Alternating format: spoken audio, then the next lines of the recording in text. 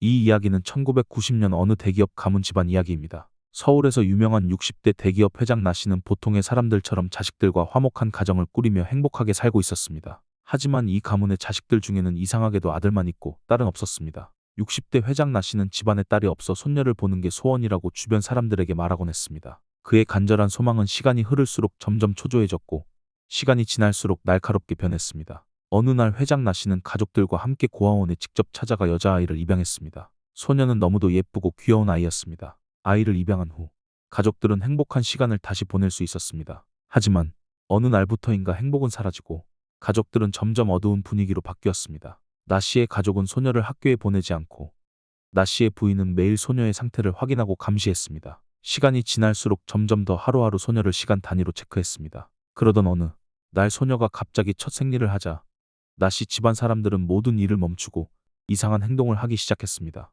나 씨는 더욱더 조급해졌고 가족 구성원들은 일사불란하게 일을 처리하고 있었습니다. 그날 이후 소녀의 목소리는 집안에서 사라졌고 나 씨 가문 사람들은 다시 아무 일 없다는 듯 일상생활에 복귀하여 평온하게 자신들의 일을 하고 있었습니다. 하지만 이후로 저택에서는 이상한 사건들이 끊이지 않았습니다. 복도에서는 정체불명의 발소리가 들리고 방에서는 한밤중에 비명소리가 울려 퍼졌습니다. 어둠이 내리면 저택은 마치 살아있는 것처럼 불길한 기운을 뿜어냈습니다. 몇 달 뒤 나 씨 가문 사람들은 정신이 나가거나 원인 모를 병으로 서서히 죽어갔습니다. 나 씨 부부는 죽고 자식들도 사고로 죽거나 정신 이상으로 일반적인 생활을 할 수 없게 되어 나 씨 가문은 그 집에서 완전히 사라지게 되었습니다. 대기업 나 씨 가문의 몰락, 이 모든 것은 사실 나 씨의 욕심 때문이었습니다. 나 씨는 조상 대대로 가문의 번영을 유지하기 위해 50년마다 비밀 제사를 치러야 했습니다. 이 제사에는 나 씨 가족 중 어린 소녀의 첫 생리 때 피를 바치는 의식이 포함되어 있었습니다. 그러나 부유한 나 씨 가문의 친인척 중에는 남자만 있었고 주변에도 나이 많은 어린 소녀는 없었습니다.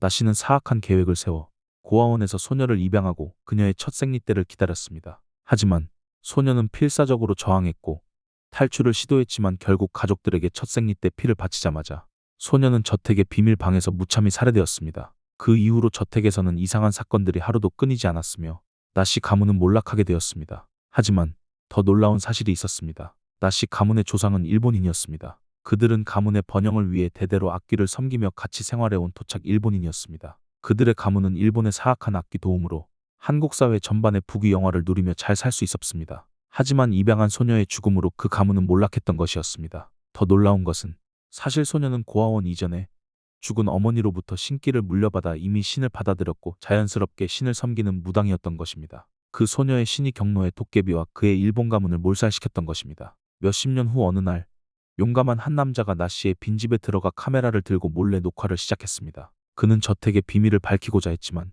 카메라에는 설명할 수 없는 형체들이 찍혀 있었고 무언가가 그를 따라다니며 지켜보고 있었습니다. 적외선 카메라에 찍힌 형체는 어린 소녀의 형체였고 갑자기 소름 끼치는 공포로 그는 급히 저택을 빠져나왔습니다.